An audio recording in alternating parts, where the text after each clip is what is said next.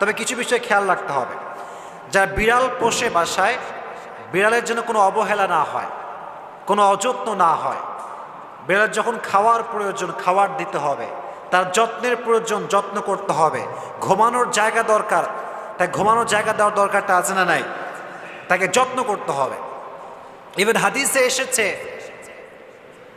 একজন মহিলা একটি বিড়ালকে আটকে রেখেছিল এবং তাকে খাওয়ার দেয় নাই, তার যত্ন করে না, তাকে ছেড়ে দেয় নাই।